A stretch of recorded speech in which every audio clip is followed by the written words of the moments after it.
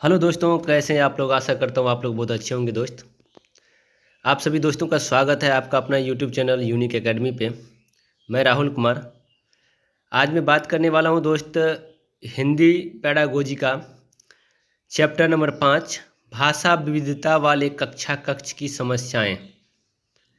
ठीक है दोस्त, 4 चैप्टर हो गया है। अगर आप नहीं देखे हैं तो कृपया जाके वीडियो डाल दिए हैं, आप जाके चैनल पे जाके देख सकते हैं। ठीक है दोस्त, एक एक चीज़ बारीकी से दिया है। ये वन लाइनर दिया है, बहुत अच्छा से आप समझ सकते हैं। अगर आपको थोड़ा भी फ़ायदा मिलता है तो आप ज़रूर अपने दोस्तों को शेयर कीजिएगा, जितने मेरे छोटे बड़े भाई को कम से कम लाभ मिल जाए। मेरा ये मकसद रहता है कि किसी को भी ऐसा ना हो कि हमने ये टॉपिक पढ़ के नहीं आया, हमने ये कभी देखा नहीं। तो आप सभी भाइयों से एक विनम्र विनती है कि ज़्यादा से ज़्यादा शेयर कीजिए, लाइक कीजिए एंड सब्सक्राइब कीजिए। दोस्त, मेरा एक मिशन है, वो आप लोगों के भागीदारी से होगा, आप लोग के सपोर्ट से होगा। मैं इस चैनल से जो अर्निंग करूँगा ना दोस्त, इसका मैं 25% कम से कम 25% जो है मैं उन गरीब बच्चों पे शिक्षा के रूप में खर्च करना चाहता हूँ। इसके लिए आप लोगों का सपोर्ट की ज़रूरत है। आप लोग सपोर्ट कीजिएगा तो आज नहीं तो कल ये होगा। अगर ये काम हम करेंगे तो समझिए इसमें आपका भागीदारी होगा, इसमें ये होगा कि आप भी इस पुण्य के भागीदार होंगे। चलिए, अब ज़्यादा टाइम नहीं लेते हुए मैं दोस्त एक अपना टॉपिक पे मैं चलता हूँ। टॉपिक चालू करने से पहले एक चीज़ और बता देता हूँ दोस्त। मैथ का हो गया पैडागोजी, ईवीएस का कंटेंट हो गया, हिंदी हो गया, गणित हो गया, सबका मैं वीडियो डालते जा रहा हूँ और बहुत ही अच्छा कंटेंट है। आप एक बार देखिए, कुछ नहीं तो कुछ आपको फ़ायदा मिलेगा। एक बार ज़रूर देखिएगा वीडियो। चलिए, अब मैं पॉइंट पे बात करता हूँ दोस्त। ठीक, कहता है भाषा विविधता वाले कक्ष की समस्याएं क्या है। मतलब अनेक तरह की भाषाएं बच्चा लेके आते हैं अपने अपने समाज से, अपने संस्कृति जितने पड़ोस से हैं, सभी बच्चा अलग अलग समाज से आते हैं। तो उसमें विविधता, भाषा में कुछ न कुछ अंतर पाया जाता है। उसमें कक्षा में क्या समस्याएं आती है उसके बारे में हम लोग बात करेंगे। चलिए, कहते हैं भाषा विविधता को बहुभाषिकता भी कहा जाता है। सही बात है, बहुत सारे भाषा, उसी को कहते हैं भाषा विविधता। भारत एक बहुभाषिक देश है, यहाँ हर क्षेत्र में अलग अलग भाषाएं बोली जाती है। बिल्कुल सही बात है। जब एक ही कक्षा में अलग अलग स्थानों से बच्चे आते हैं तो उनकी मातृभाषाएं अलग अलग होती हैं। ऐसी कक्षा को भाषा विविधता वाली कक्षा कहा जाता है। सही बात है, एक कक्षा में अलग अलग समाज से अलग अलग भाषाएं लेके बच्चे आते हैं तो उस कक्षा में कुछ नहीं तो कुछ भाषा में अंतर पाया जाता है।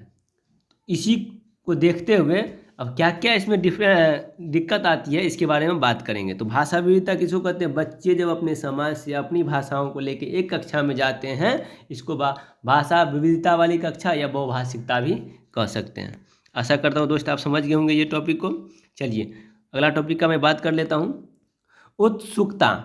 देखिए, नवीनता, ध्यान और प्रेरणा, यह चारों कक्षा शिक्षण के 4 मजबूत आधार स्तंभ माने जाते हैं। क्या चीज़? उत्सुकता, सही बात है, नवीनता, नयापन, ध्यान और प्रेरणा, यह चारों कक्षा शिक्षण के 4 मजबूत आधार मतलब बेस, एक पिलर के रूप में माना जाता है। ठीक है दोस्त, आगे कह रहा है, शिक्षण का अर्थ बच्चों को पढ़ाना ही नहीं बल्कि उन तक पहुंचाना है। सही बात है, ये नहीं है कि हमारे पास जो बच्चा आया उसी को केवल पढ़ाना ही नहीं है। कहने का मतलब उन बच्चों तक पहुंचाना है जो बच्चा इससे दूर दूर तक अभी इसको जाना ही नहीं है। शिक्षा क्या चीज़ है, वहाँ तक भी हमको पहुंचाना है, केवल बच्चों को पढ़ाने तक ही नहीं रखना है। ठीक है दोस्त, नेक्स्ट पॉइंट में मैं बात करता हूँ दोस्त। बहुत बारीकी से मैंने इस चीज़ को लिखा हूँ, अध्ययन किया हूँ। ठीक है दोस्त, तो आप लोग ज़रूर इस चीज़ को देखिए। 6 साल का एक्सपीरियंस है। ठीक, इसके आधार पर मैंने अपना इस चीज़ को पॉइंट को लाया हूँ, आप लोग बस सपोर्ट कीजिएगा तो। चलिए, अगला पॉइंट है दोस्त, अध्यापक बनना और अध्यापक होना 2 भिन्न तथ्य हैं। सही बात है, अध्यापक बनना और अध्यापक होना 2 भिन्न तथ्य है। अध्यापक बनने के लिए एक डिग्री की आवश्यकता होती है। ठीक है दोस्त, किंतु अध्यापक होने के लिए सतत अध्ययन की अनिवार्यता होती है। अध्यापक बनने के लिए, देखिए, अध्यापक बनने के लिए एक डिग्री की आवश्यकता होती है और अध्यापक होने के लिए सतत रूप से, लगातार रूप से एक अध्ययन की अनिवार्यता होना जरूरी है, क्योंकि आप उस चीज़ को जानिएगा, अच्छे से समझिएगा, तो बच्चे को आप अच्छा से पढ़ा पाइएगा, बच्चे को अच्छा ज्ञान दे पाइएगा, बच्चे को अच्छे से सिखा पाइएगा। ठीक है दोस्त। नेक्स्ट पॉइंट, शिक्षण में आने वाली समस्याएं। अब क्या क्या शिक्षण में समस्याएं आती है देख लीजिए। शिक्षण एक त्रिकोणीय प्रक्रिया है। शिक्षण एक कैसा प्रक्रिया है? त्रिकोणीय, जिसके 3 कोण हैं: शिक्षक, शिक्षण, शिक्षार्थी। ठीक है, शिक्षक, शिक्षण, शिक्षार्थी, ये 3 कोणीय तीन कोणीय प्रक्रिया। इन तीनों प्रक्रिया पे हमारा शिक्षण चलता है। ठीक है, याद रहेगा दोस्त, शिक्षक, शिक्षण और शिक्षार्थी। टीचर हो गया, पढ़ाएंगे तो किसको पढ़ाएंगे? तो विद्यार्थी को। स्वाभाविक रूप से ये तीनों पे डिपेंड है। नेक्स्ट पॉइंट की मैं बात करता हूँ दोस्त।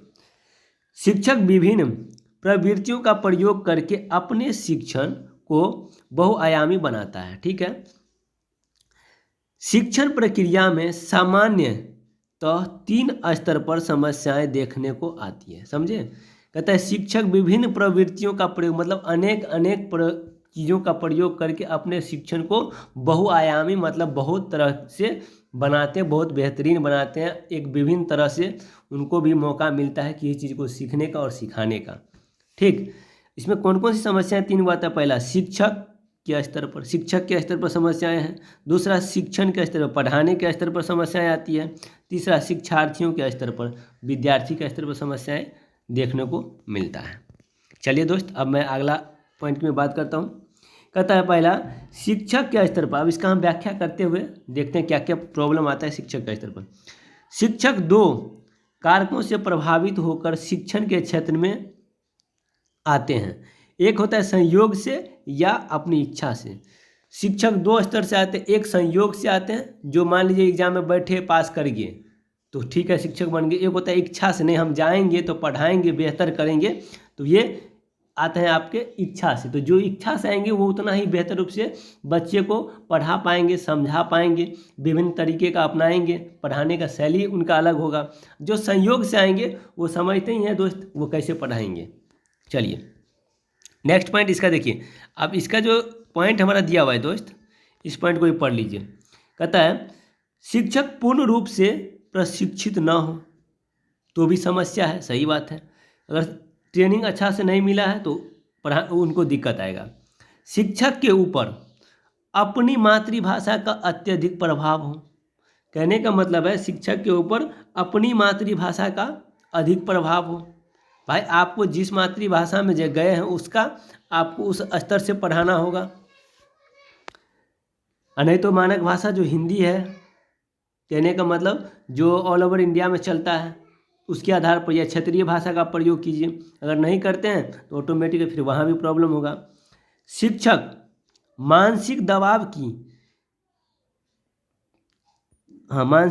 की परिस्थितियों में उलझे हो सकता है। शिक्षक का कोई मानसिक दबाव होगा, प्रेशर होगा, उस कारण से भी उनको शिक्षण में दिक्कत आता है।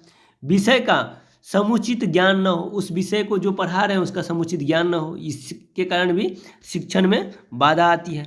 ठीक है दोस्त, अगला पॉइंट, शिक्षण प्रक्रिया से जुड़े तथ्यों का पालन नहीं कर रहा हो। सही बात है, जो शिक्षण का प्रक्रिया है, जो रूल है, जो रेगुलेशन है, जो विधि है, पढ़ाने का तरीका है, वो उनको मालूम नहीं होगा, इस कारण से भी शिक्षण में समस्या आता हो।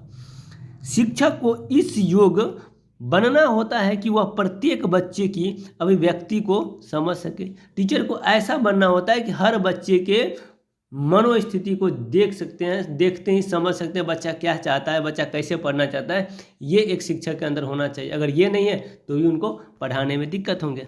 चलिए, ये था शिक्षक के स्तर पर। अब आता है शिक्षण के स्तर पर क्या समस्याएं आती है कक्षा में। शिक्षण के स्तर पर देखिए समस्याएं क्या क्या है। पहली बात, समस्या यहाँ लिखा हुआ है, देखिए शिक्षक को भाषा शिक्षण में विद्यालय से सावधान सहयोग न मिल रहे हों। जैसे, सही बात है, जैसे संसाधनों की कमी हो, संसाधन का कमी होने से भी शिक्षण में आपको प्रॉब्लम होगा। शिक्षक की आवश्यकता अनुसार श्यामपट्ट न हो, अगर श्यामपट्ट नहीं रहेगा तो भी पढ़ाने में दिक्कत होगा। चौक, प्रोजेक्टर, स्मार्ट क्लास आदि इसमें से भी नहीं रहता है तो भी पढ़ाने में आपको दिक्कत आएगी। कक्षा में प्रकाश मतलब रोशनीदार होना चाहिए कक्षा, पंखों आदि की उचित व्यवस्था न होने से भी पढ़ाने में दिक्कत होता है। कक्षा में छात्रों की संख्या अनुपात से अधिक हो, जो 30:1 का अनुपात है, 30 बच्चे पे एक टीचर, अगर इसके अनुपात में भी ज़्यादा डिफर रहता है, मान लीजिए 50-60 बच्चा बैठ जाता है और एक टीचर रहता है, तो वहाँ भी शिक्षण में दिक्कत आते हैं। ऐसी पाठ्य सामग्री हो जो रुचिपूर्ण न हो, मतलब जो भी आप पढ़ा रहे हैं वो रुचिपूर्ण तरीके से न पढ़ा पाए, न बच्चे को दे पाए, तो वो भी आपको शिक्षण में दिक्कत होता है। सही मूल्यांकन न कर पाना, बच्चों का भी सही मूल्यांकन आपको होना चाहिए, कहाँ क्या कमी है नहीं है, क्या पाठ्यक्रम कैसे पढ़ाना है नहीं है, इस तरह का भी एक मूल्यांकन होना जरूरी है, नहीं तो शिक्षण में बाधा आती है। मूल्यांकन के प्रचार त्रुटियों की पहचान न करना, ठीक है, इस तरह की दिक्कत सामना करना पड़ता है। नेक्स्ट आता है शिक्षार्थियों के स्तर पर क्या क्या समस्याएं आती है। देखिए, शिक्षार्थियों के स्तर पर कहते हैं कक्षा में बहुभाषा भाषी में बच्चों का होना, मतलब अनेकों भाषा बच्चा अपने समाज से लेके आते हैं, इसके कारण भी शिक्षण में दिक्कत आती है, ये विद्यार्थी का स्तर पर है, ठीक है दोस्त। बच्चों के पास पाठ्य पुस्तक एवं सहायक सामग्री का ना होना, सही बात है, प्रॉपर उसके पास किताब नहीं रहेगा, कॉपी नहीं रहेगा, नोटबुक मान लीजिए, पेंसिल नहीं रहेगा, जो पढ़ने का इंस्ट्रूमेंट है वो नहीं रहेगा, उसमें भी दिक्कत होगा।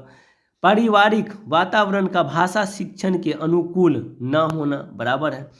अरे पारिवारिक वातावरण अगर भाषा के अनुकूल नहीं होगा तो भी बच्चे में ये दिक्कत आते रहेंगे, तो ये बच्चे के स्तर का मतलब समस्या है, ठीक है दोस्त, मतलब कक्षा में इस तरह का समस्या देखने को मिलेगा। भाषाई कौशल में पठन लेखन ठीक न होना, ये भी दिक्कत है। अगला कहता है शारीरिक कष्ट होना, शरीर का कष्ट होना, मतलब बच्चा वाले 5-5 10-10 को बैठा है या उसको कोई दिक्कत है शरीर से, ठीक है, इस तरह का अगर कोई कष्ट है तो भी उसको दिक्कत सामना करना पड़ता है किसमें, शिक्षण के दौरान। अब हम आते हैं दोस्त, इसका कुछ और इम्पोर्टेंट पॉइंट है जिस पे हम चर्चा करते हैं, भाषा विविधता के लाभ। इससे लाभ क्या है, भाषा विविधता, बच्चा अनेक समाज से अपनी अपनी भाषा लेके आते हैं, इसका लाभ भी है। यद्यपि भाषा विविधता वाली कक्षा में कुछ चुनौतियों का सामना करना पड़ता है, परंतु फिर भी इसके कुछ लाभ हैं। बिल्कुल, चुनौतियों का तो सामना करना पड़ता है, लेकिन इसका कुछ लाभ भी है। अब वो लाभ हम लोग देख लेते हैं क्या क्या लाभ है। पहला नंबर, भाषा विविधता या बहुभाषिकता कक्षा में एक संसाधन के रूप में कार्य करती है। कहते हैं भाषा विविधता या बहुभाषिकता एक संसाधन के रूप में काम करती है। कैसे, ये चीज़ हम बताते हैं दोस्त। अगर बच्चा कोई ज़्यादा से ज़्यादा भाषा अगर सीख लिया, मान लीजिए हम हिंदी जानते हैं और अंग्रेजी सीख लिए, मराठी सीख लिए, तो महाराष्ट्र में अगर जाएंगे तो वो चीज़ हमको क्या करेगा, एक संसाधन का काम करेगा, वहाँ हमको दिक्कत महाराष्ट्र में नहीं होगा। तो एक संसाधन का ही काम किया। गुजरात सीख लिए, गुजराती गए तो वहाँ हमको दिक्कत नहीं होगा। तो गुजराती भाषा सीखने से हमको एक संसाधन के रूप में काम करा कि जहाँ हम इस लैंग्वेज को सीख रहे हैं वहाँ जाने से हमको कोई दिक्कत नहीं होता है, तो ये एक लाभ ही है, ठीक है। नेक्स्ट पॉइंट, बच्चों को अन्य भाषाओं के शब्दों को जानने का अवसर मिलता है। दूसरे भाषा के शब्द को, दूसरे भाषा को समझने में, ये क्या है नहीं है उसके बारे में जानने में उनको मदद मिलता है, स्वाभाविक है, होना चाहिए।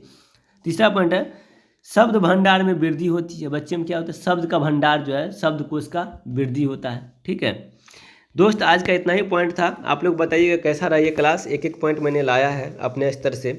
अगर आपको कुछ भी थोड़ा भी फायदा होता है दोस्त तो please like, subscribe and share ज़रूर कीजिए, ये आपसे विशेष रिक्वेस्ट है। थैंक यू दोस्त, वीडियो देखने के लिए बहुत बहुत